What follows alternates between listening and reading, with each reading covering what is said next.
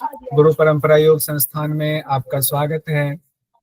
हम लोग आज हठ रत्नावली एक क्लास में पूरा कंप्लीट करने वाले हैं।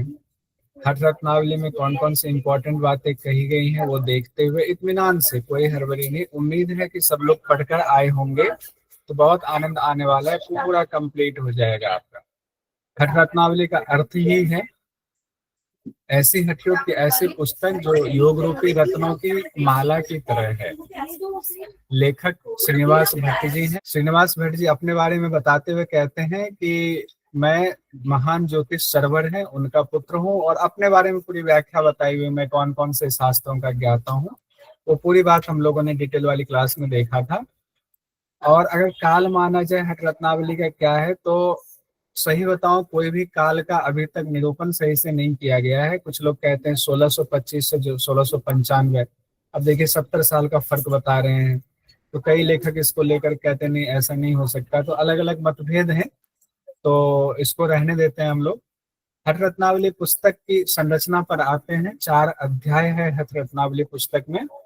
श्लोकों की संख्या 400 के करीब है, किसी में 404 तक भी आता है, तो श्लोक 400 या उससे थोड़ा सा ज्यादा मानकर चलते हैं।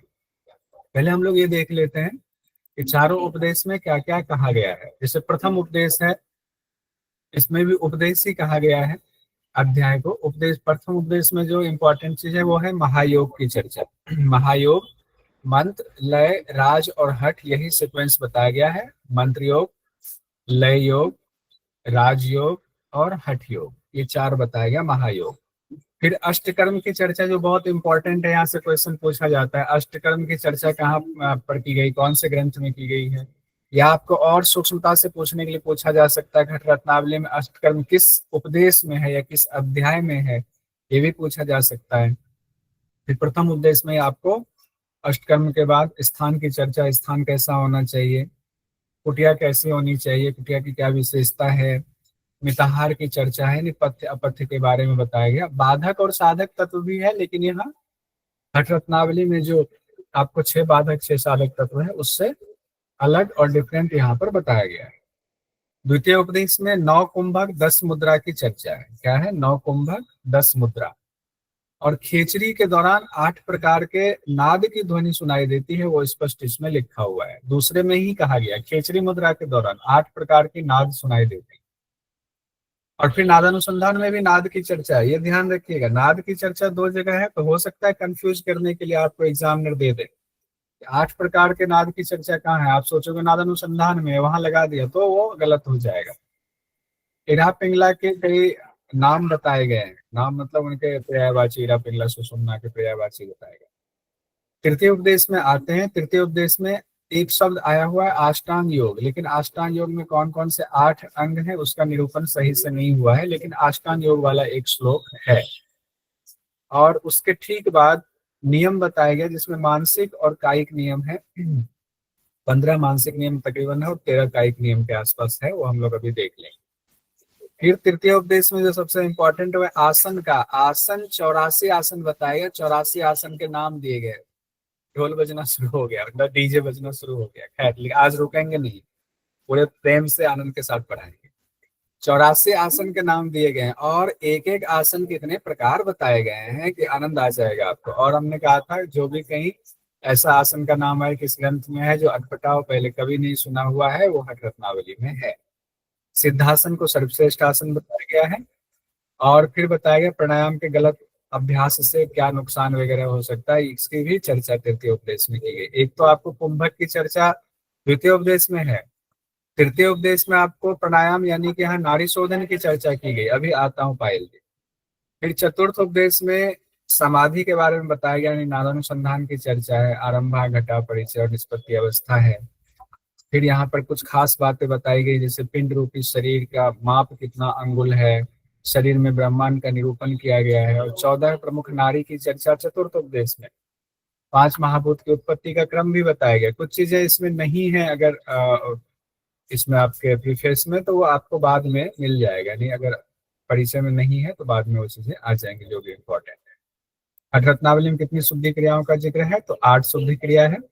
चक्री, गजकरणी, ये 2 क्रिया अलग है। मस्तक भ्रांति क्रिया किसी पुस्तक में नाम नहीं लिखा है तो वही, हाँ, कपालभाति को ही मस्तक भ्रांति कहते हैं, लेकिन ये हठ रत्नावली में सब दिया गया है।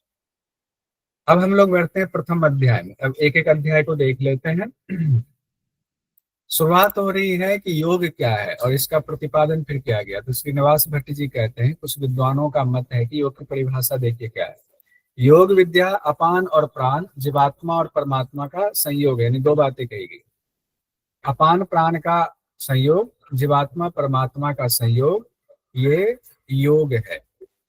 और कुछ का मत है कि यह योग विद्या सिर्फ योग के लिए है, ये उन्होंने शुरुआत में निरूपण किया। और उसके ठीक बाद इंपॉर्टेंट चीज आ रही है, महायोग की चर्चा हो रही है।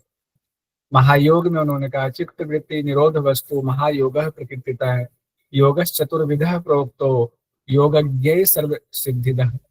यानी कि योग की चार विधाएं बताई गई, चतुर्विध कहा गया, चार विधाएं बताई, चार प्रकार की कही गई है और सबको मिला करके कहा गया है कि ये महायोग है। क्या है वो महायोग? सीक्वेंस भी देखिए, इसका पूछा जा सकता है। राजयोग पहले, हठयोग बाद में। आप लोगों ने देखा था ना, परसों देखा था, जो योगराज उपनिषद है उसमें भी बताया गया हुआ है, राजयोग पहले हठयोग बाद में। महायोग के बारे में पहले महायोग की परिभाषा क्या कहेगी? चित्त की वृत्तियों का निरोध महायोग है। एक तो ये भी इंपॉर्टेंट है, चित्त की वृत्तियों का निरोध महायोग। फिर मंत्र योग, लय योग, राजयोग, हठ योग, इसको एक ही प्लेट में पढ़ के कंप्लीट कर लेते हैं। मंत्र योग के बारे में क्या कहा गया है, आप लोग पढ़ के आए होंगे तो इम्पोर्टेंट, आपको अच्छा लगेगा। मंत्र योग के बारे में कहा गया है, अलग अलग अंगों के लिए मंत्र को निर्धारित कर सुधि साधक मंत्र जाप करते हैं। अलग अलग अंगों के लिए मंत्र निर्धारित करके मंत्र जाप करते हैं, इस तरह सिद्धि प्राप्त की जा सकती है, यही मंत्र योग है।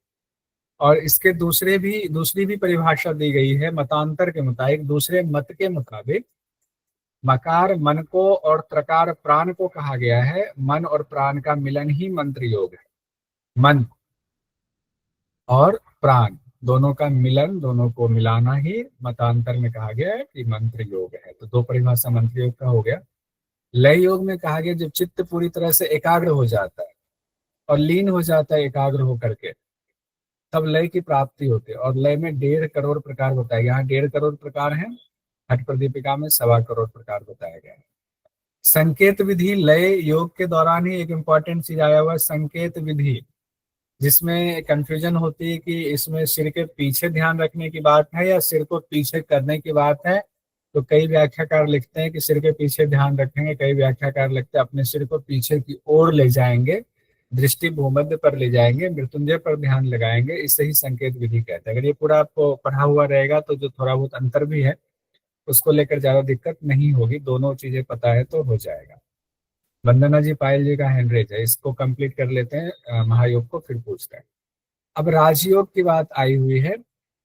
राजयोग में कहा गया है, अब दृष्टि यानी आंख के लिए कोई लक्ष्य नहीं रह जाता है, न चित्त भंग होता है, ना कोई देश काल का बंधन रहता है, ना ही वायु के निरोध की जरूरत होती है, ना ही धारणा और ध्यान के लिए परिश्रम की जरूरत होती है। यह समाधि की स्थिति है जो राजयोग है। तो इस राजयोग को पढ़कर ऐसा लगता है कि राजयोग लास्ट में होना चाहिए था, हठ योग पहले होना चाहिए था। सीक्वेंसिंग राजयोग ही लास्ट में होना चाहिए था, और यही सीक्वेंसिंग सही भी होती है कि राजयोग लास्ट में होगा। लेकिन क्या करें, श्लोक में कहा गया तो एग्जाम में यही से पकड़ लेते हैं, हमारे बुद्धि की परीक्षा लेते हैं, तो हमें भी तैयार रहना पड़ेगा। यानी समाधि की स्थिति के लिए राजयोग का इस्तेमाल किया गया। अब चित्त ना जागृत होता है ना सुषुप्त होता है राजयोग अवस्था में, ना मृत होता है ना जीवित होता है। यानी चित्त पूरी तरह से स्थिर होता है और हमारे सारे ईगो नष्ट हो चुके होते, उसका बिल्कुल डाइल्यूट हो चुका होता है। तो ईगो हमारा खत्म हो चुका है, उसको क्रश कर दिया जाता है, तो वो पूरी तरह विलीन हो गया। अपान की गति को नियंत्रित करने से प्राण सुषुम्ना में जाता है। जब प्राण गगन में पहुंचता है, यानी सुषुम्ना में पहुंचता है, तो राजयोग की प्राप्ति होती है। प्राप्ति कैसे होगी ये भी बता दिया गया। अब जो हठ योग है जो लास्ट में बताया गया है, उसके बारे में कहा गया है, हठ योग में कितनी सारी चीजें हैं, महामुद्रा आदि 10 मुद्राएं हैं, 8 कुंभक है, 84 आसन है, ये सब हठ योग के अंग कहे गए। यानी हम लोग जो भी अभ्यास करते हैं, पूरी दुनिया जो अभ्यास करती है हठ योग का अभ्यास करती है, उसमें मुद्राएं होते हैं, कुंभक है, आसन है, ये सारी चीजें मिला के हठ योग माना जाता है।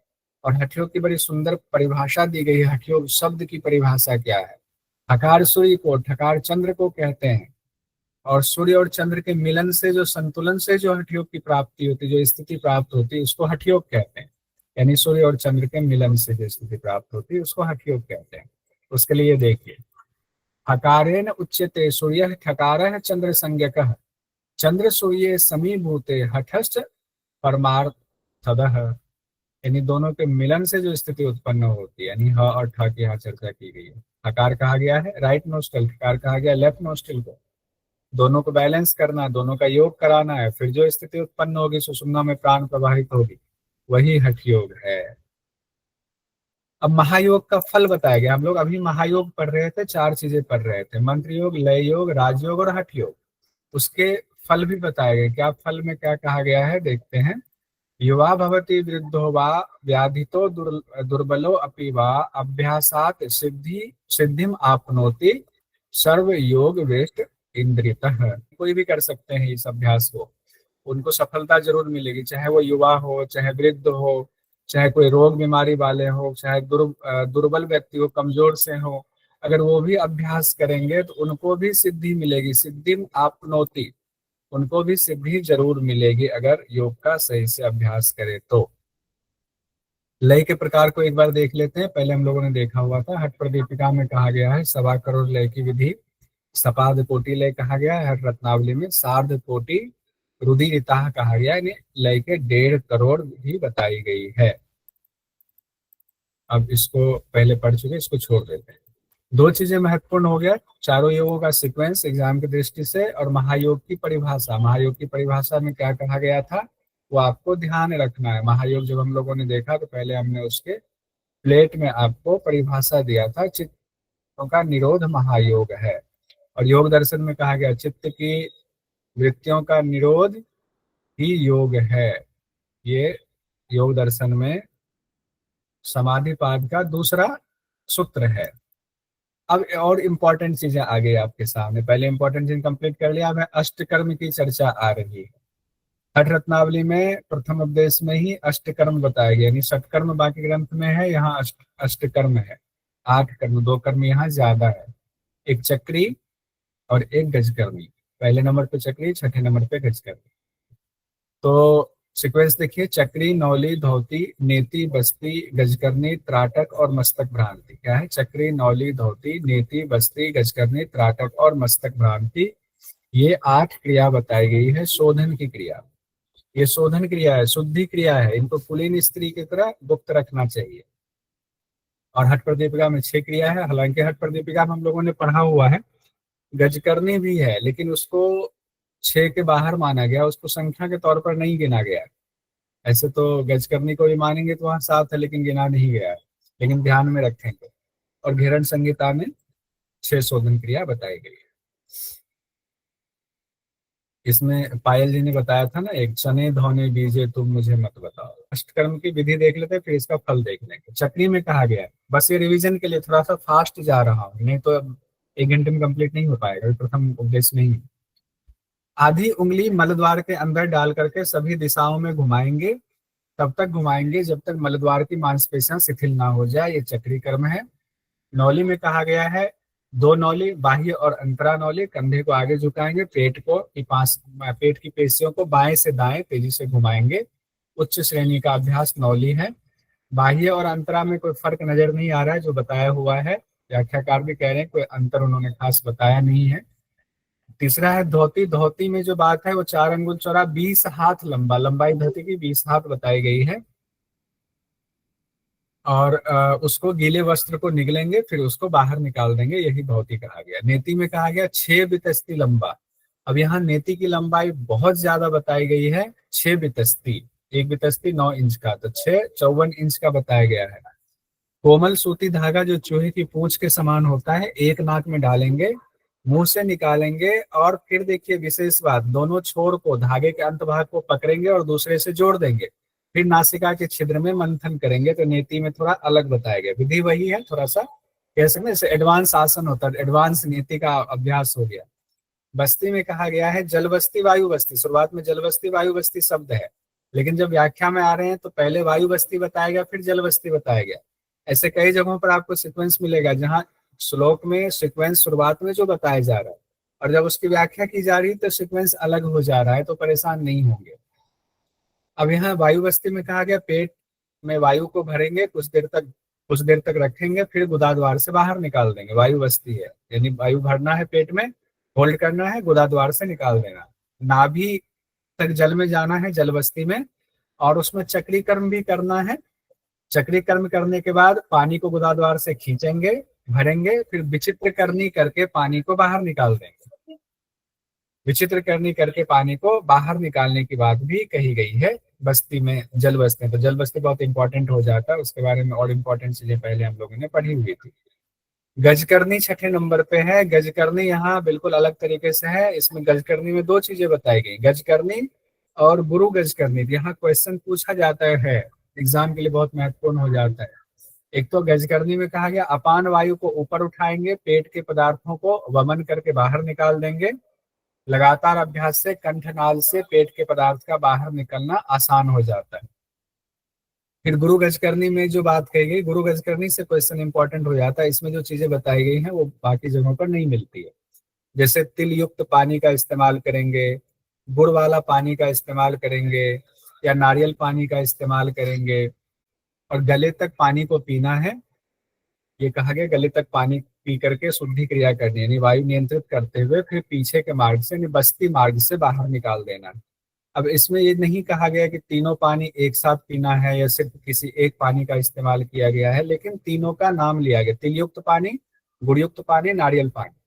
त्राटक में कहा गया एकाग्र होकर के लगातार एक सूक्ष्म लक्ष्य को तब तक देखें, जैसे बाकी जगह कहा गया है, जब तक आंखों से आंसू ना आ जाए, त्राटक में कहा गया। और मस्तक भ्रांति, जिसको कपाल भाती भी कहते हैं, उसमें कहा गया है लोहार की धौकनी की तरह तेज गति से पूरक रेचक करेंगे, अथवा रेचक करते हुए सिर को तेज गति से बाएं दाएं घुमाएंगे। दो बातें कही गई हैं। तो मस्तक भ्रांति से ये वाला क्वेश्चन अभी तक नहीं आया हुआ है, ये इंपॉर्टेंट है, कभी भी पूछा जा सकता है। रेचक करते हुए सिर को तेज गति से बाएं दाएं घुमाने वाली बात किसमें है? मस्तक भ्रांति में है, इसीलिए मस्तक भ्रांति नाम लगता है दिया हुआ है। अब हम लोग इसके फल देख लेते हैं, क्या क्या फल है। चक्री में क्या कहा गया है? चक्री यानी गुदा मार्ग में उंगली डालकर घुमाना। मूल व्याधि, यानी कि मूल से जुड़ा है तो मूल व्याधि दूर होगा, उसको पाइल्स रोग भी कहते हैं। गुल्म के रोग दूर होंगे, गुल्म मतलब वायु गोला वगैरह बनना। पेट के रोग दूर होंगे, महा उदर शब्द का इस्तेमाल आया हुआ है। मल की तो शुद्धि होगी, जब चक्री कर्म कर रहे हैं तो उससे मल की शुद्धि होगी ही होगी।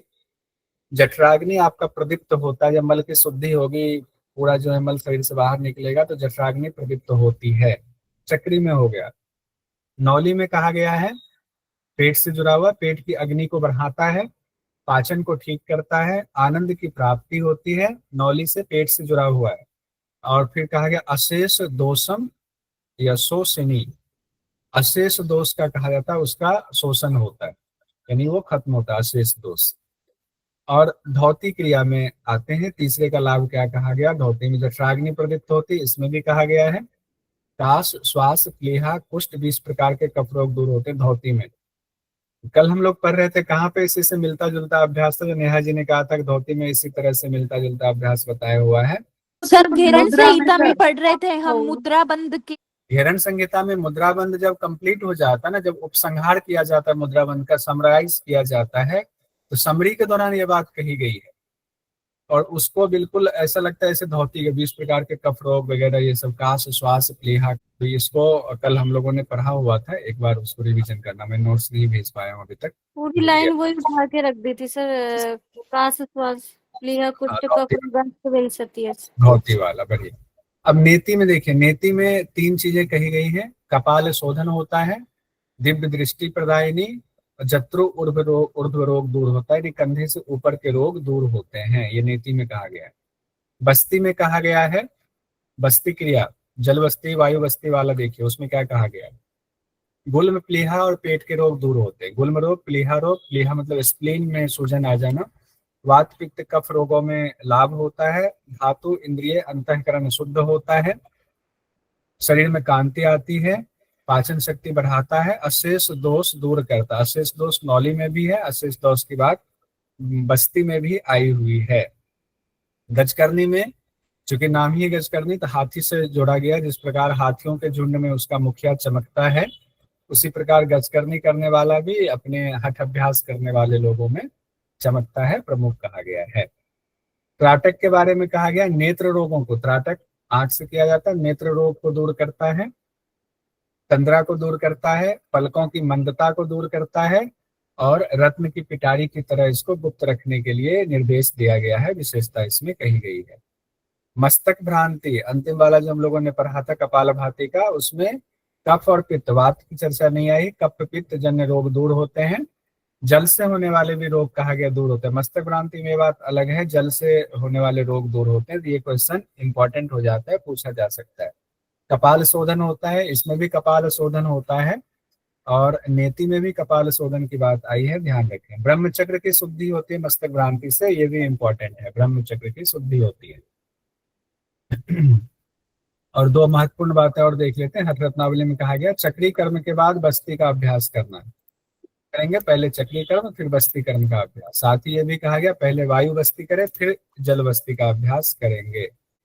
अब कुछ और चीजें देख लेते हैं यहाँ पर। अष्टकर्म में हठ रत्नावली में नौली के दो प्रकार बताए गए हैं, बाह्य नौली, अंतरा नौली। ये हम लोगों ने देखा था, हालांकि विधि में कुछ खास फर्क है नहीं। हठ रत्नावली में धोती की लंबाई 20 हाथ है। बस्ती के दो प्रकार बताए गए जो हमने पढ़ा, वायु बस्ती, जल बस्ती। और चक्री कर्म के बाद भी बस्ती का अभ्यास करें, ऐसा निर्देश दिया गया है। और एक और निर्देश है जो इम्पोर्टेंट है, बस्ती कर्म के बाद 3 घटी तक कुछ नहीं खाना है, शांत होकर के वायु रहित स्थान पर बैठना है। बस्ती कर्म के बाद 72 मिनट के बाद संयमित और मधुर आहार लेना है। 72 मिनट यानी 3 घटी के बाद आपको भोजन लेना है। किस तरीके से? संयमित और मधुर आहार लेना है, एक तरह से मिताहार की चर्चा हो रही है। गजकर्णी का हम लोगों ने दो प्रकार देखा, गजकर्णी, गुरु गजकर्णी। कपाल भस्त्रिका में भी हम लोगों ने दो विधि देखी। पहली विधि तो देखा ही भस्त्रिका की तरह, यानी श्वास को पूरक रेचक करना है। दूसरा हम लोगों ने देखा पूरक रेचक करते हुए सिर को तेज गति से बाएं दाएं घुमाना है, ये इंपॉर्टेंट हो जाता है। इसको छोड़ देते हैं। धोती की लंबाई एक बार देख लेते हैं। हठ रत्नावली में 20 हाथ लंबाई की चर्चा, 4 अंगुल चौड़ा तो हर जगह कहा जाता है। हठ प्रदीपिका में 15 हाथ है, और घेरन संहिता में लंबाई का जिक्र नहीं है। लेकिन विशाल जी ने मुझे एक वो तस्वीर भेजी थी बुक की, जिसमें बताया गया कि इंग्लिश वाला कोई ग्रंथ है सर केवल धाम का या किसी का, उसमें 20 हाथ की बात आई हुई। ऐसा ही है ना विशाल जी? 20 हाथ की चर्चा उसमें थी। विशाल जी है क्लास में? तो घेरन संहिता में, लेकिन ध्यान रखिए एग्जाम की दृष्टि से यही महत्वपूर्ण है कि घेरन संहिता में लंबाई नहीं बताई गई है धोती की, ये ध्यान रखें। और एक में 20 हाथ, एक में 15 हाथ, लेकिन ज्ञान के लिए आपको बाकी चीजें भी जाननी चाहिए। उसके बाद हम लोग प्रथम अध्याय में है। अब हठ सिद्धि के 8 लक्षण बताए गए। हठ सिद्धि के 8 लक्षण क्या बताए? 8 लक्षण में वपुः कृशत्व, वदने प्रसन्नता, नाद स्फुटत्व, नयने च निर्मले, हठ प्रदीपिका की तरह ही है। आरोगता बिंदु जयो अग्निदीपनम, नाड़ीसु शुद्धि, हठेर सिद्धि लक्षणम। वपुः कृशत्व हुआ, शरीर पतला होता है। वदने प्रसन्नता, चेहरा प्रसन्न होता है। नाद स्फुटत्व यानी नाद स्फुटित होता है। नयने च निर्मले, नेत्र निर्मल होता है। आरोग्यता, शरीर निरोगी होता है। बिंदुजय, बिंदु पर विजय प्राप्त होती है, बिंदु का क्षय नहीं होता। अग्निदीपनम, शरीर की अग्नि या जठराग्नि प्रदीप्त होती है। नारियों की शुद्धि, नारियां शुद्ध हो जाती हैं। नारियों की शुद्धि बात कही गई है। अब यहाँ पर देखिए, चंदन जी आते हैं। हठ प्रदीपिका में द्वितीय उपदेश यानी प्राणायाम के बाद हठ सिद्धि के लक्षण की चर्चा है, लेकिन हठ रत्नावली में प्रथम उपदेश में अष्टकर्म के बाद ही हठ सिद्धि के लक्षण बताए गए हैं। अब हम लोग देखते हैं शोधन यानी कि चक्रों की शुद्धि, ये बहुत इंपॉर्टेंट है, यहाँ से भी क्वेश्चन आते हैं। चक्री कर्म से मूलाधार की शुद्धि कहा गया है, यहाँ मूलाधार की बात आई है।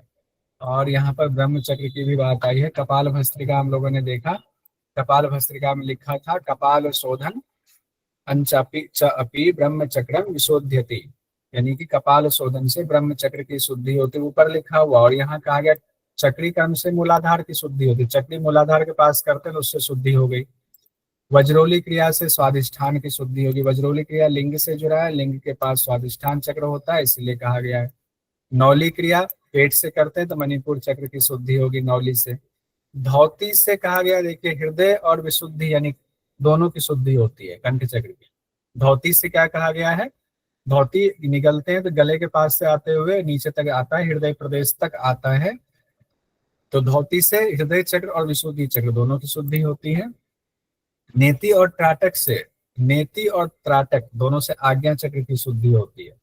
और बस्ती भस्त्रिका, दो चीजें यहाँ दो जगह पर की गई है। बस्ती और भस्त्रिका से संपूर्ण शरीर की शुद्धि होती है। बस्ती और भस्त्रिका से संपूर्ण शरीर की शुद्धि होती है। और यहाँ पर जो हमने कहा कपाल भस्त्रिका से ब्रह्मचर्य की शुद्धि होती है, ऊपर ही बात कही गई थी, उसको यहाँ पर दोबारा लिख दिया है ताकि एक साथ ये सारी चीजें आ जाए। यहाँ पर अगर ब्रह्मचक्र हम मान के चले मूलाधार को, तो मूलाधार के लिए तो ऑलरेडी चक्रीकरण कहा गया है, लेकिन यह ब्रह्मचक्र कौन सा है ये बात क्लियर नहीं किया गया है। तो इसको रहने ही देते हैं। वैसे उसमें योगराज उपनिषद में क्या देखा था हम लोगों ने, पहला चक्र वहां कौन सा है योगराज उपनिषद का? ब्रह्मचक्र। ब्रह्मचक्र ही वहां मूलाधार के लिए इस्तेमाल किया। ये बहुत इंपॉर्टेंट है चक्रों का शोधन, यहाँ से क्वेश्चन आएगा, कभी भी आ सकता है, कहीं भी किसी और बड़े एग्जाम में भी आ सकता है। अब स्थान और मठ के बारे में हम लोग देखते हैं। स्थान और मठ, अभी हैंडरेज और लोगों का है, कविता जी हैंडरेज अब बाद में कीजिए, एक बार पढ़ा लेता हूँ, कोई ऐसी गलती है तब तो ठीक, कोई बात नहीं है, नहीं है तो फिर एक बार पढ़ा लेते हैं। स्थान में कहा गया है सुराष्ट्रीय धार्मिक देशे सुभिक्षे निरुद्रवे, हाँ मैं पूछूंगा, सुराष्ट्रीय धार्मिक देशे सुभिक्षे निरुद्रवे एकांत मठिका मध्य स्थातव्यम हठ योगिना।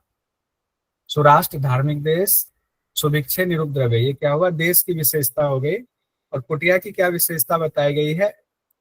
कुटिया में कहा गया है गुरु के निर्देश के मुताबिक वहां करना है, जिसमें कि अल्प द्वार हो, उसमें रंध्र वगैरह ना हो, वहां पर आप आसन स्थापित करेंगे, और उस वो ऊंच नीच ना हो, ना अति ऊंच ना अति नीच हो, सम्यक गोबर से अच्छे से लीप लेंगे, सफाई कर लेंगे, निःशेष बाधोज्जितम, वहाँ जीव जंतु कोई हो उसको साफ कर लेंगे, बाहर उसके मंडप वेदी और कूप होना चाहिए सुंदर सा, एक जो है रुचिर यानी कि मंडप भी होना चाहिए।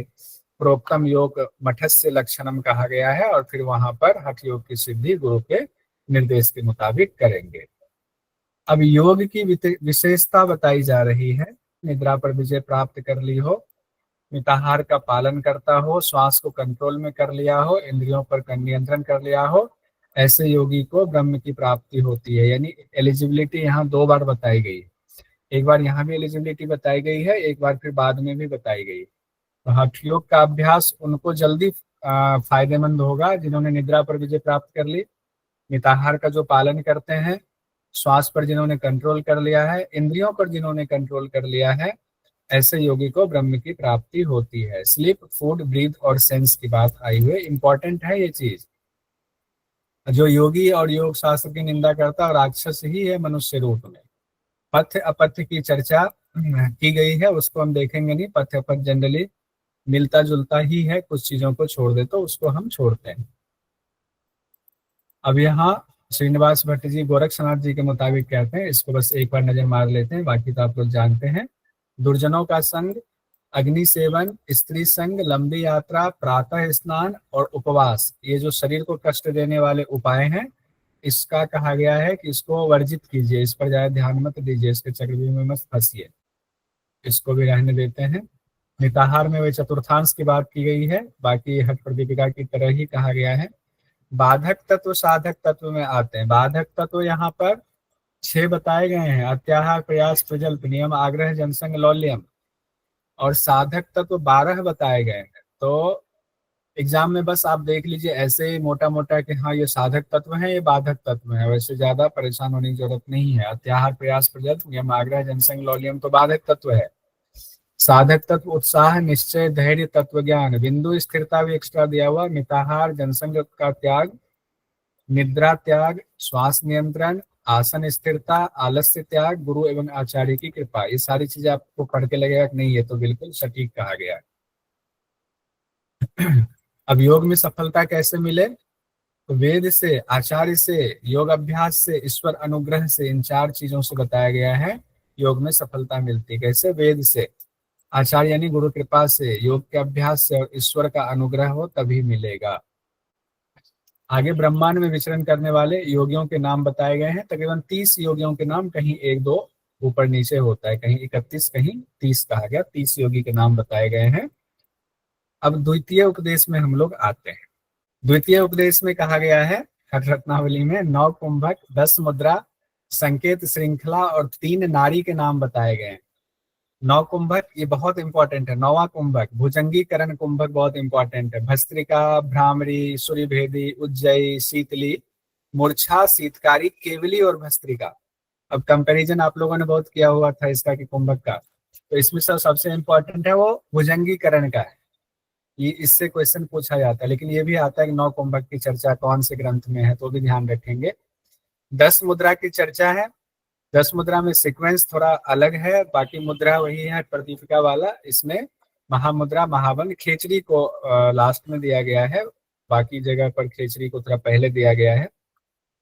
संकेत और श्रृंखला द्वितीय उपदेश में जो बहुत महत्वपूर्ण है, और कहा गया संकेत और श्रृंखला के बिना खेचरी की सिद्धि नहीं हो सकती है। संकेत और श्रृंखला के बारे में क्या कहा गया है? आकार सांप की तरह है, गोलाई में है, दो चेन की श्रृंखला है, यानी इड़ा पिंगला का दो चेन की श्रृंखला है, एक खरपर कहा गया है, और 6 बितस्ती लंबा कहा गया है एक श्लोक में। और कहा गया ये जिह्वा को लक्ष्य प्राप्त कराता है, यानी कि वो सुषुम्ना से जोड़ करके कहा गया है। और ठीक उसके बाद वाले श्लोक में कहा गया है कि 20 अंगुली लंबा है। वही बात तकरीबन रिपीट की गई है और उसमें 20 अंगुली की बात बताई गई है। फिर कहा गया श्रृंखला में जिह्वा प्रवेश कराए तो खेचरी की सिद्धि होगी। तो 6 बितस्ती और 20 अंगुल आई है संकेत और श्रृंखला में, दोनों शब्द आपको ध्यान रखना है। 3 नारी के नाम सुषुम्ना, पिंगला और इरा के कई नाम यानी पर्यायवाची बताए गए हैं, वो भी हम लोग देखेंगे। हम लोग एक बार 9 कुंभक के फल देख लेते हैं, उसकी विधि नहीं देखते। कुंभक के फल में यानी लाभ में कहा गया सूर्यभेदी में कपाल शोधन, आलस्य दूर होता है, वात रोग दूर होता है, कृमि दोष दूर होता है। इसमें आलस्य दूर होने वाला सूर्यभेदी में एक अलग सी बात कही गई है, ये ध्यान रखें। भस्त्रिका में कहा गया नहीं, दूसरा है फिर उज्जयी। उज्जयी में कहा गया है कंठ के कफ दोष दूर होते हैं, शरीर की अग्नि बढ़ती है, नारी दोष, जलोदर, धातु दोष, ये कॉमन है। फिर शीतकारी में कहा गया दूसरे कामदेव के समान योगिनी समूह में आदर पाते हैं, सृष्टि संहार की क्षमता होती है, भूख प्यास निद्रा आलस्य पर विजय प्राप्त होती है, शरीर पर नियंत्रण, सभी व्याधियों से रहित, पृथ्वी पर श्रेष्ठ योगी के समान होता है। ये भी कॉमन है जो ऊपर बताया गया है। शीतली में एक चीज इंपॉर्टेंट है, 80 बार अभ्यास करने की चर्चा हठ रत्नावली में कही गई है, इसको ध्यान रखेंगे। फिर फल और कहा गया है गुल्म, प्लीहा, ज्वर, पित्त, क्षुधा, त्रिषा और विष का नाश होता है। फिर 7वां है भ्रामरी। भ्रामरी में कहा गया है सुख प्रदान करने वाली है। और फिर केवली में दो ही बात इंपॉर्टेंट है, तीनों लोकों में क्या ऐसा नहीं है जो उसको प्राप्त नहीं हो जाता अगर केवली की सिद्धि हो जाए, और राजयोग की स्थिति की प्राप्ति केवली में कहा गया है। भुजंगीकरण में ऐसा कुछ नहीं कहा गया है, छोटा सा है, 2 लाइन में भुजंगीकरण निपटा दिया गया है, लेकिन अपना इंपॉर्टेंस फिर भी ये बहुत रखता है एग्जाम की दृष्टि से। अब हम लोग मुद्रा पर आते हैं। 9 हम लोगों ने देख लिया कुंभक, अब 10 मुद्रा है, 10 मुद्रा के हम लोग लाभ देख लेते हैं। महामुद्रा में देखिए क्या क्या, अब जो इंपॉर्टेंट होगा ना अलग होगा उसको ज्यादा गौर कीजिएगा।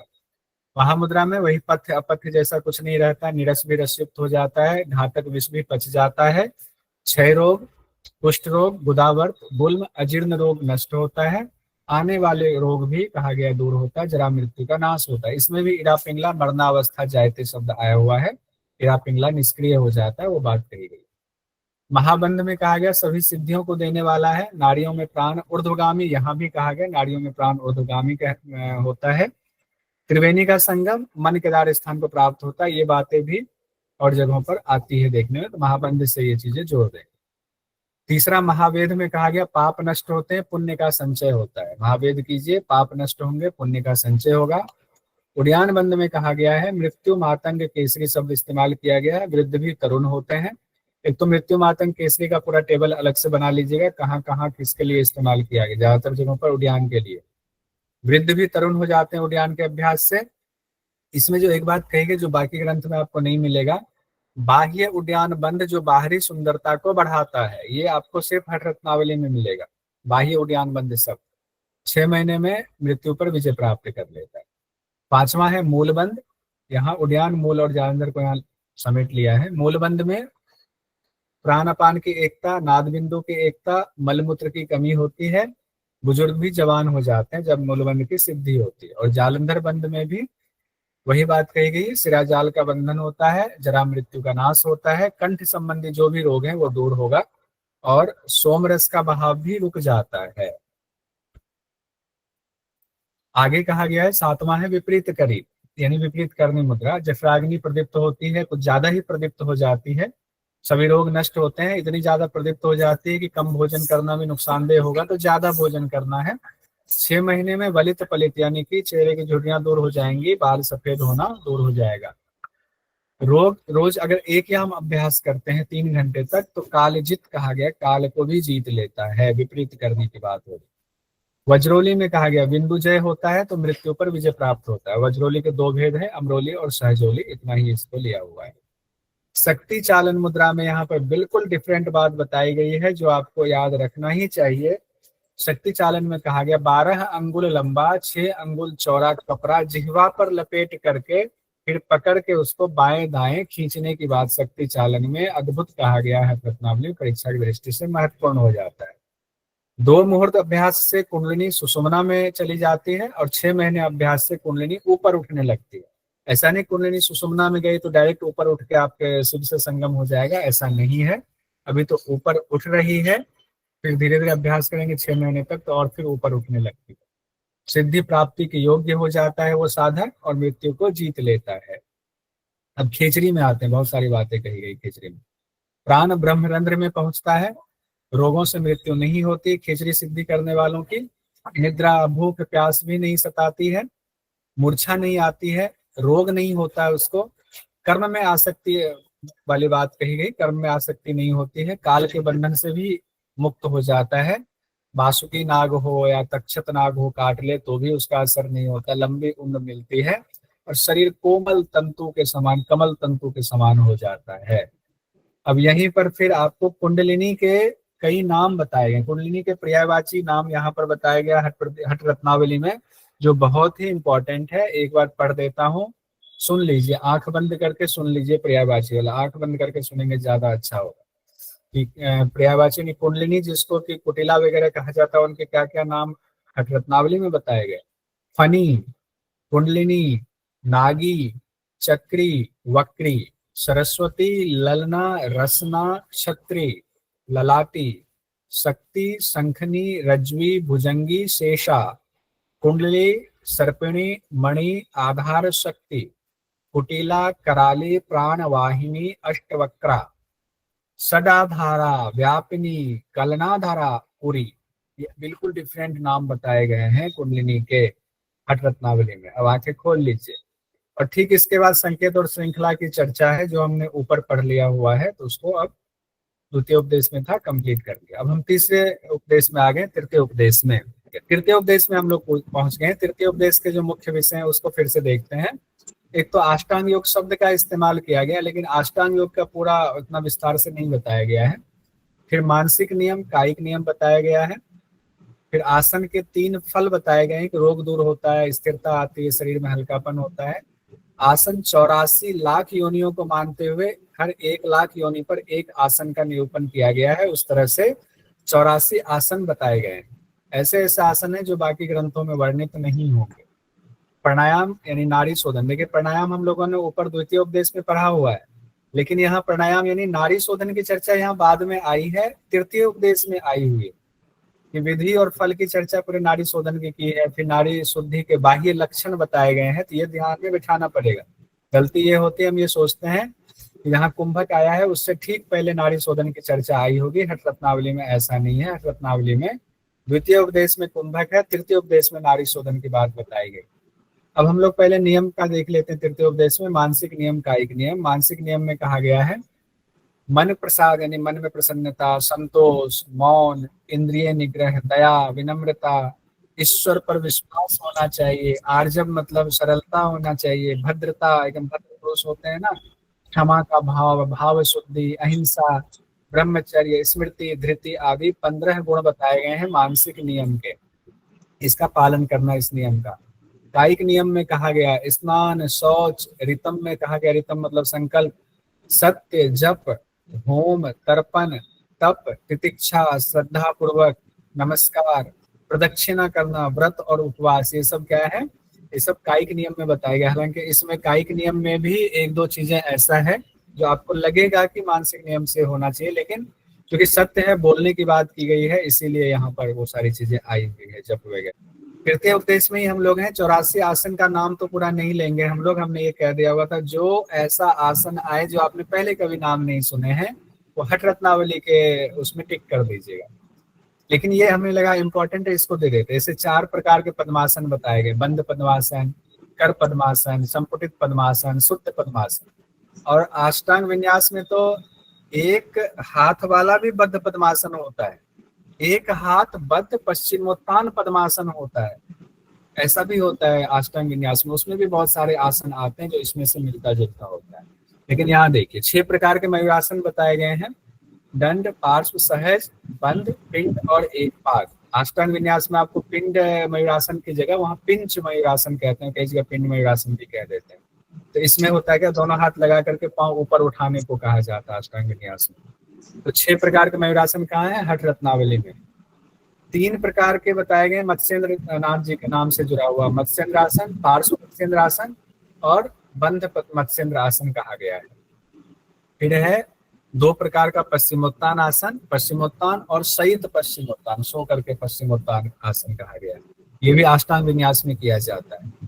3 प्रकार के कुर्म आसन की चर्चा है, उत्तान कुर्म, कुर्म और बद्ध कुर्म, ये 3 प्रकार के कुर्म आसन है। और 5 प्रकार के कुक्कुट आसन है, पंचचूली, एक पाद, आकारित, बंध चूली और पार्श्व, एक कुक्कुट आसन के प्रकार हैं। और उस 84 में से 10 आसन प्रमुख बताए गए। वो जो 10 आसन प्रमुख है ना, जब उसका नाम आप सुनोगे तो हम लोगों ने डिटेल पढ़ा है तो वो लगेगा कि नहीं ये सारे नाम हम जानते हैं। उसके बाद 4 अधिक महत्वपूर्ण आसन भी बताए गए हैं। अब यहाँ पर एक बात कहनी है, सिद्धासन, पद्मासन, सिंहासन, भद्रासन। सिप शिव कहा गया, सीक्वेंस वही है, सिप शिव वाला सीक्वेंस फिर नहीं है व्याख्या में, वो सीक्वेंस अलग हो गया है। लेकिन उससे पहले श्लोक में ये सीक्वेंस दिया गया है। अब इसको कैसे लेंगे, ये जानकारी आपको होनी चाहिए, नहीं तो श्रीनिवास भट्ट जी ने लिख दिया, पता चला हमने पूरा इस पर ध्यान गौर नहीं फरमाया और पता चला कि हम सोच रहे नहीं सिद्धासन, पद्मासन, सिंहासन, भद्रासन इसी तो सीक्वेंस बताएगा, इसी सीक्वेंस में व्याख्या होगी, ऐसा नहीं है। अब वो भी हम लोग देख लेंगे किस सीक्वेंस में व्याख्या है, यहाँ देख लीजिए। पहले सिद्धासन के 3 और नाम बताए गए हैं, वज्रासन, मुक्तासन, गुप्तासन। किसे सफलता मिलती है ये भी बात सिद्धासन के दौरान बताई गई है। ब्रह्मचारी, मिताहारी, त्यागी और योग परायण को कहा गया है। ब्रह्मचारी, मिताहारी, त्यागी, योग परायण। अब जो सीक्वेंस बताया गया है व्याख्या में वो पहले सिद्धासन है, ठीक है, फिर भद्रासन बताया गया है, फिर सिंहासन बताया गया, फिर पद्मासन बताया गया। व्याख्या में ऐसे आया हुआ है श्लोक, ये ध्यान दीजिएगा, ये क्लिक दिमाग में कर लीजिएगा। सिद्धासन में फल कहा गया है, मोक्ष द्वार का भेदन करने वाला है। भद्रासन में कहा गया है सभी रोगों का नाश करने वाला। सिंहासन में कहा गया तीनों बंधों के अभ्यास को सहज बना देता है। और पद्मासन में कहा गया सभी रोगों को नष्ट करने वाला। तो भद्रासन पद्मासन में लाभ एक जैसा बताया गया है। अब यहाँ हमने ये लिखा भी है, वैसे शुरुआती श्लोक में सीक्वेंस सिप सिप वाला है, लेकिन व्याख्या में सीक्वेंस सिद्धासन, भद्रासन, सिंहासन और पद्मासन में। अब इसी में राजदंत में से दांत को लगाना है कहा गया है, सॉरी जिह्वा को राजदंत से लगाना है, वो पद्मासन में कहा गया। लेकिन किनके मुताबिक ये पूछा जा सकता है, क्या नाम दिया गया है, दत्तात्रेय जी के। हाँ, दत्तात्रेय जी के मुताबिक पद्मासन में जिह्वा को राजदंत से लगाएंगे, किनके मुताबिक, हठ रत्नावली के मुताबिक। और कुछ इंपॉर्टेंट बिंदु अब हम लोग देख लेते हैं, ये भी बड़ा इंपॉर्टेंट है, जिसमें कहा गया आसनेन रुजम हंति प्राणायामे पातकम प्रत्याहारेन योगिंद्रो विकारम हंति मानसम। आसन से रोग दूर होते हैं, एग्जाम में दे दिया जाता है। रुजम हंति का अर्थ क्या है, नीचे रोग दूर होते हैं आसन से। प्राणायाम से क्या होता है, पातकम सभी पाप दूर होते हैं। प्रत्याहार से क्या होता है, मानसिक विकार दूर होते हैं। विकारम हंति मानसम, मानसिक विकार दूर होते हैं। फिर प्राणायाम के लिए योग्यता बताई गई है, हठ प्रदीपिका की तरह ही, अथासने दृढ़ योगी वशी हित मितासन गुरुपदिष्ट मार्गेन प्राणायामान समभ्यसेत। यानी आसन में दृढ़ता हो जाए तो फिर जो है योगी को इंद्रियों को वश में करना चाहिए, हितकारी मिताहारी भोजन करना चाहिए, फिर गुरु के बताए नियम के मुताबिक अभ्यास करना चाहिए प्राणायाम का। यहाँ नाड़ी शोधन की चर्चा होगी तो इसलिए कहा गया, नाड़ी शोधन के लिए वैसे ये कहा गया है। तो योग्यता ये बताई गई है। तृतीय उपदेश में ही कुछ और मुख्य बिंदु देख लेते हैं हम लोग कि प्राणायाम, यानी जो प्राणायाम शब्द तो आया हुआ है, देखिए श्लोक के साथ बढ़ते हैं। सिद्धे वा बद्ध पद में वा स्वस्तिके चाथवासने च अथवासने ऋजुकाय समासीनः प्राणायामान समभ्यसेत, यानी कि सिद्धासन, बद्ध पद्मासन, स्वस्तिक आसन, ये जो च अथवा आसन कहा गया है, ये 4 आसन कहा गया है। ये शरीर को सीधा रखते हुए सम्यक दृष्टि से प्राणायाम के लिए अभ्यास इन 3 आसन में करेंगे। अब यहाँ प्राणायाम लिखा गया, लेकिन अभ्यास जो बताया गया है वो नाड़ी शोधन बताया गया, यानी कि नाड़ी शोधन और कुंभक दोनों प्राणायाम का ही विधि है, आप ये मान लीजिए। तो उसके बाद नाड़ी शोधन की पूरी विधि बताई गई और नाड़ी शोधन के फिर बाह्य लक्षण बताए। नाड़ी शोधन की विधि हमने यहाँ पर हटा दिया हुआ है, डिटेल में आपको पहले पढ़ाया जा चुका है, उसको छोड़ दिया है। नाड़ी शोधन के बाह्य लक्षण बताए गए हैं, उसको देख लेते हैं। शरीर पतला होता है, कांतिमय होता है, साधक श्वास को अपने मन मुताबिक रोक सकता है, जठराग्नि प्रदीप्त होती है, नाद उत्पन्न होता है, आरोग्यता आती है। हठ प्रदीपिका में कुंभक वाले में ही नाड़ी शोधन और हठ शुद्धि के लक्षण दोनों की चर्चा उसी अध्याय में थी, यहाँ पर नहीं। तृतीय उपदेश में हठ रत्नावली में और क्या इंपॉर्टेंट है देख लीजिए। योगी याज्ञवल्क्य के मुताबिक और शिव के मुताबिक ये 2 बातें लिखी हुई हैं।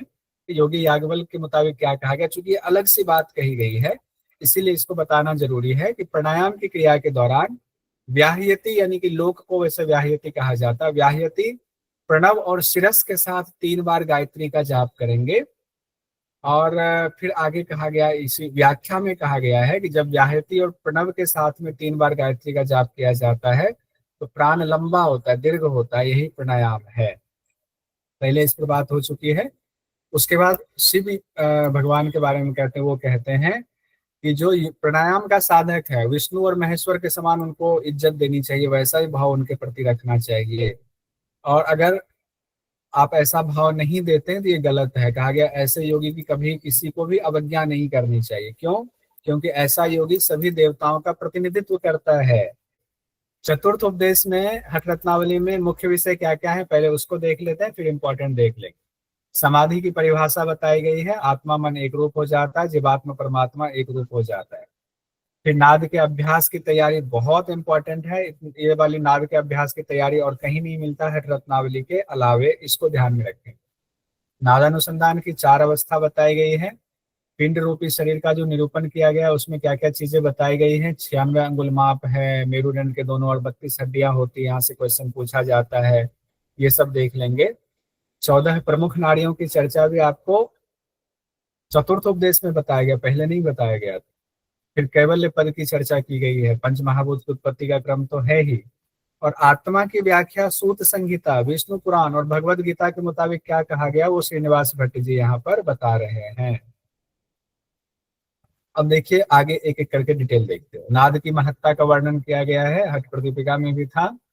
इंद्रियानाम मनोनाथो मनोनाथश्च मारुतः मारुतस्य लयो नाथ स लयो नादम आश्रितः। इंद्रियों का स्वामी माफी चाहूंगा, इंद्रियों का स्वामी मन है, मन का स्वामी वायु है, वायु का स्वामी लय है और लय नाद पर आश्रित है। ये कई बार आप लोग रिपीट कर चुके हैं तो इसमें दिक्कत नहीं होगी। लय नाद पर आश्रित है, यानी कि नादानुसंधान को विशेष बताने के लिए ये पूरा सीक्वेंस बताया गया था। अब नाद के अभ्यास की तैयारी बड़ा इंपॉर्टेंट है। शीतकाले द्वौपटी वा पथ्याहारे गोपयो वा पयो वा भक्ष्ये भोज्ये वृत्तिम आरण्यकम वा पानी द्रोणी को अपि वा भक्ष्य पात्रे।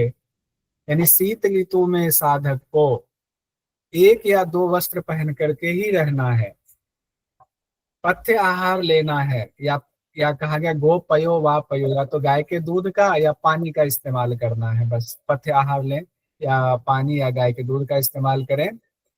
भिक्षा लेने जाए तो जो भी मिल जाए, जरूरी नहीं कि गाय का हम जो है दूध, अब गाय पालेंगे तो उसका दूध पियेंगे, तो भिक्षा में जो मिल जाए, जो या फिर कंदमूल जो मिल जाए आपको जंगल में, वो उसको हाथों में रख करके ही ग्रहण करना है, हाथ में रख करके ही उसको ग्रहण करने के बाद ही, ये और ग्रंथ में आपको जनरली नहीं मिलेगा। फिर नाद को कैसे कहा गया अभ्यास करना है, साधक दोनों कान को बंद करके नाद का अनुभव करें, तब तक अभ्यास करेंगे जब तक आपका चित्त पूरी तरह नाद में स्थिर ना हो जाए। चित्त कहाँ स्थिर होगा, और नाद को सुनने लगेगा तो नाद में स्थिर होगा। अब यहाँ पर कौन कौन से नाद सुनाई वो बाद में बताया गया है, पहले नाद की अवस्था बताई गई है, प्रथम अवस्था, मध्यम अवस्था और अंत अवस्था। अंत में कहा गया, क्या कहा गया है, आदि जलधि जीमूत भेरी निर्झर संभवा मध्य मर्दल शंखो तथा घंटा कालस तथा अंते तो किंकनी वृंद, कहीं पर वंश भी है, वीणा भ्रमरिणी स्वसनाः इति नाना विधा नादाः श्रूयन्ते देह मध्यतः। बात हट प्रदीपिका वाला पूरा कहा गया है। समुद्र मेघ कहा गया है, पहले समुद्र की ध्वनि, फिर मेघ की, फिर भेरी और निर्झर यानी झरझर नाद भी कहीं कहा जाता है। ये शुरुआत में भयंकर भयंकर नाद सुनाई देता है, फिर मध्यम में ढोल शंख घंटा और घड़ियाल है, वही हट प्रदीपिका वाला। अंत में किंकिनी वंशी वीणा और भ्रमर कहा गया है। सबसे कम वाली आवाज लास्ट में स्मूदिंग आवाज सुनाई देती है। उसके बाद नादानुसंधान की 4 अवस्था का वर्णन किया गया है। हट प्रदीपिका में ये पहले था, वो बाद में था, सीक्वेंस अलग है। अब देखिए चारों को जो विस्तृत वर्णन है उसको हमने एक साथ रख लिया हुआ है। मैडम को बना देना 8 बजे में पहुंच। आरंभावस्था, घटावस्था, परिचय अवस्था, निष्पत्ति अवस्था। आरंभावस्था जैसे कि ग्रंथि का भेदन, आरंभावस्था में ब्रह्म ग्रंथि का भेदन, घटावस्था में विष्णु ग्रंथि का भेदन, परिचय अवस्था में किसी ग्रंथि का भेदन नहीं होता है, निष्पत्ति अवस्था में रुद्र ग्रंथि का भेदन। परिचय में क्यों नहीं होता है? उदित जी ने कहा ढोल की आवाज होती तो वो जो है नाचने लगता है, तो ग्रंथि का भेदन नहीं कर पाता है, परिचय होता है तो ढोल बजता है। ठीक है, याद ऐसे रख लेंगे। नाद कौन कौन सी सुनाई देती है? एक तो नाद हमने 3 देखा, पूरी नाद को 3 अवस्था में बांटा है, लेकिन हर अवस्था में, आरंभावस्था में अलग नाद सुनाई देगा, घटावस्था में अलग है। यहाँ अलग क्वेश्चन पूछा जाता है। आरंभावस्था में क्वन यानी कि झन्न की आवाज आती है, वो सुनाई देगा। घटावस्था में अति शून्य में विमर्द यानी भेड़ी, विमर्द और भेड़ी की आवाज सुनाई देगी। परिचय अवस्था में तो ढोल बजता है, ये कोई नहीं भूलेंगे, सबको याद रहेगा। निष्पत्ति अवस्था में वेणु और वीणा की आवाज सुनाई देती है, वेणु यानी कि बंसी और वीणा की आवाज सुनाई देती है। फल में आरंभावस्था में कहा गया दिव्य देह वाला हो जाता है। शुरुआत में ही इतना ही अभ्यास करेंगे तो दिव्य देह वाले हो जाएंगे, तेजस्वी हो जाएंगे, दिव्य गंध वाले हो जाएंगे, आरोगी हो जाएंगे, हृदय पूर्ण शून्याचारी हो जाता है। घटावस्था में कहा गया है आसन दृढ़ हो जाता है, ये शब्द आया, आसन दृढ़ हो जाता है, कामदेव के समान हो जाता है। पहले दिव्य देह वाला था, अब दिव्य देह से कामदेव के समान हो गए, परम ज्ञानी हो जाते हैं, परम आनंद की प्राप्ति हो जाता है। अब जब उससे परिचय अवस्था में गए तो उससे और क्या चीज होगा? प्राण सभी सिद्धियों को देने वाले महाशून्य में अब पहुंच जाते हैं, चित्त आनंद से भर जाता है, दोष दुख जरा मृत्यु क्षुधा निद्रा का नाश हो जाता है, परम आनंद की प्राप्ति इधर भी कही गई। और निष्पत्ति अवस्था में सर्वपीठ में पहुंच जाता है, यानी कि उस शिव के स्थान में पहुंच जाता है। गुरु की विशेषता भी हठ रत्नावली के चतुर्थ उपदेश में बताई गई है, जिसमें गुरु के लिए कहा गया ऐसे योगी को जिनमें ये गुण है उनको गुरु स्वीकार कर लेना चाहिए, उनके चरण में चले जाना चाहिए, जिनका बिना लक्ष्य के जिनकी दृष्टि स्थिर हो, बिना प्रयास के जिनकी वायु स्थिर हो। अब उनको प्राणायाम की जरूरत नहीं, वायु स्थिर है। बिना ध्यान के जिनका चित्त स्थिर हो, दृष्टि स्थिरा यस्य विनैव लक्ष्यात्, वायु स्थिरो यस्य बिना प्रयत्नात्, चित्तम स्थिरम यस्य बिना अवलंबनात्, स योगी स एव योगी स गुरु स सेव्य। उनको गुरु की तरह उनका सेवन करना चाहिए, उनकी सेवा भी करना चाहिए, उनके शरण में जाना चाहिए। बिना लक्ष्य के दृष्टि स्थिर, बिना प्रयास के वायु स्थिर, बिना ध्यान के जिनका चित्त स्थिर है। अब एक चीज यहाँ पर और देख लीजिए, तृतीय उपदेश में आया था सिद्धासन के समान कोई आसन नहीं, ये तृतीय उपदेश में हम लोगों ने इसको नहीं देखा था। अब देख लीजिए, ये तृतीय उपदेश में कहा गया सिद्धासन के समान कोई आसन नहीं, केवल के समान कोई कुंभक नहीं, खेचरी के समान कोई मुद्रा नहीं, नाद के समान कोई लय नहीं। और चतुर्थ उपदेश में कहा गया है केवल एक बीज है जिससे सृष्टि की रचना हुई, केवल एक मुद्रा है महत्वपूर्ण, वो खेचरी है, केवल एक देव है जो निरालंब है, और केवल एक अवस्था है जो मनोउन्मनी अवस्था को वाहन बताइए। हमने जानबूझ करके यहाँ पर रखा है कि एक तो तृतीय उपदेश में है, माइक की निगाह खुला है, एक चतुर्थ उपदेश में है, इसका कंपैरिजन करके इसको ध्यान से देख लीजिएगा। कई बार ये क्वेश्चन आ जाता है श्लोक दे करके कि कहाँ पर है। अब सर 8 बजे क्लास है ना, 8 बजे क्लास जाइए, आप चले जाइए, जिनको जाना 8 बजे की क्लास में, बाद में रिकॉर्डिंग देख लीजिएगा, बस हम लोग कंप्लीट कर ही रहे हैं। 8 बजे क्लास है। सांख्य के अनुसार ब्रह्मांड यानी पिंड उपासना कहा गया है, शुरुआती श्लोक में कहा गया। सांख्य के अनुसार ब्रह्मांड यानी पिंड ही, ब्रह्मांड ये शरीर में ही पूरा ब्रह्मांड कहा गया कि मनुष्य शरीर का माप 96 अंगुल का है। मेरुदंड में दोनों तरफ 32 हड्डियां बताई गई हैं, ये इंपॉर्टेंट पूछा जाता है। 96 अंगुल तो आपको कई ग्रंथों में मिल जाएगा। मेरुदंड के रीढ़ की हड्डी के दोनों तरफ 32 हड्डियां हैं, ये जानकारी नहीं मिलती है, तो ये हठ रत्नावली में बताई गई है, ये ध्यान रखें। नाड़ियों की संख्या 72,000 भी कॉमन है। मूलाधार में कहा गया है मुर्गी के अंडे के समान एक नाड़ी चक्र होता है। अब नाड़ी चक्र की बात की गई है मुर्गी के अंडे के समान, जिससे सभी नाड़ियां निकलती हैं, ये बात जानकारी दी गई है ब्रह्मांड रूपी जो शरीर है उसके बारे में। फिर इस ब्रह्मांड रूपी शरीर में कहा गया 14 प्रमुख नाड़ियां हैं। अच्छी बात यह है कि नाड़ियों के स्थान नहीं बताए गए, तो एक याद करने के लिए और बढ़ जाता है। कौन कौन सी 14 नाड़ी? सुषुम्ना, पिंगला, सरस्वती, कुहू, यशस्विनी, वारुणी, गांधारी, शंखनी, पूषा, विश्वोदरी, जिह्वा, अलम्बुसा, हंसिनी और इरा कहा गया।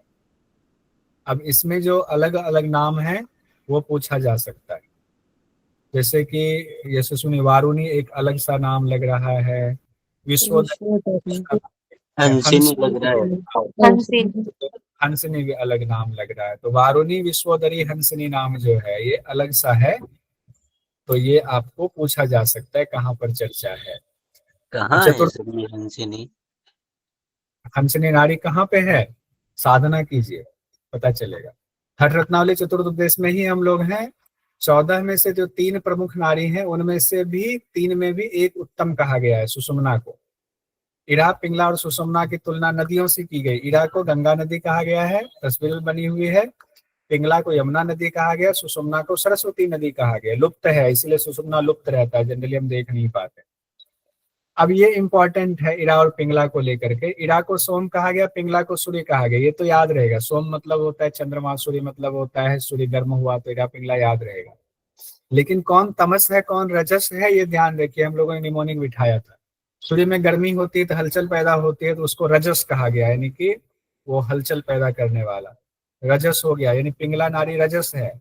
इरा नारी शांत होता है, स्थिर होता है, तो उसको तमस कहा गया, उसमें निद्रा आएगी, आनंद की अनुभूति में सो जाएंगे, ये बात कही। ऐसे जोड़ने के लिए राजा है, क्या कह गए, क्या कह रहे हैं आप? सूर्य राजा है सृष्टि के। हाँ, सूर्य राजा, क्या बात है, सूर्य राजा है, बहुत बढ़िया। अब आगे और भी बात कही गई है हठ रत्नावली में शरीर के बारे में। हालांकि सिद्ध सिद्धांत पद्धति में जितनी शरीर की व्याख्या की गई है पिंड के रूप में उतना यहाँ नहीं है, लेकिन थोड़ी सी जानकारी और दी गई है। मेरुदंड यानी कि रीढ़ की हड्डी में कहा गया है, रीढ़ की हड्डी वीणा की तरह है। वीणा जैसे होता है ना, जैसे वीणा देखिए, आप देखेंगे सच में लगेगा वीणा की तरह है। अब कैसे ऋषि मुनियों ने देख लिया वीणा की तरह है? किसी को काट के देखा था क्या? पता नहीं। इसका मतलब उनको ज्ञान था। ये मैं सिर्फ ऐसे तंज कस रहा हूँ। जो लोग कहते हैं कि योगियों का इतना ज्ञान नहीं होता था, बस ये यूं ही बातें हैं, ऐसा नहीं है। हमारे योगियों को बहुत सारा ज्ञान था। मेरुदंड वीणा की तरह है, जिसमें कुल पर्वत स्थित है। विभिन्न धातु द्वीप की तरह हैं, जितने धातु आपके हैं वो द्वीप की तरह हैं, और लार और पसीने से भरे हुए हैं ये सारे द्वीप इनके आसपास, यानी समंदर हो गए। कालाग्नि मूलाधार में स्थित है। काल अग्नि की बात आ सकती है, इंपॉर्टेंट है। कालाग्नि का स्थान कहाँ है? मूलाधार में है। चंद्रमा कहा गया कपाल में है। नक्षत्र और तारा समूह अन्य स्थानों पर है। बाद में कहा गया कि इतनी व्याख्या विस्तृत बताने की जरूरत नहीं है।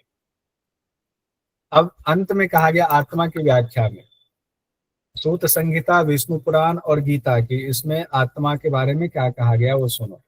श्रीनिवास भट्ट जी कहते हैं सूत संहिता के मुताबिक आत्मा सर्वव्यापक है, एक ही है, अद्वैत वाली स्थिति है, इसलिए मैं शिव के चरणों में पढ़ता हूँ। विष्णु पुराण में कहा गया है कंगन, सिरताज, कर्णफूल आदि जो अलग अलग आभूषण है, लेकिन सोना तो एक ही है। उसी तरीके से ग्रह है, पशु है, मनुष्य है, वृक्ष जो भी है, सब भले ही अलग अलग दिखते हैं लेकिन सब में एक हरि ही है। ठीक उसी तरह से जीवात्मा परमात्मा के रूप में ईश्वर की उपासना करनी चाहिए कि दोनों एक ही है। कितनी सुंदर बात कही गई। यहीं पर गीता में कहा गया, भगवत गीता से 15वें अध्याय का 17वां श्लोक लिया गया है। उत्तम पुरुष तो अन्य ही है जिन्हें परमात्मा नाम से जाना जाता है, वही तीनों लोकों का भरण पोषण करते हैं, तीनों लोकों में व्याप्त, यानी हर जगह परमात्मा ही व्याप्त है। हठ रत्नावली अपना कंप्लीट हो गया, कल इसका ऑनलाइन टेस्ट होगा।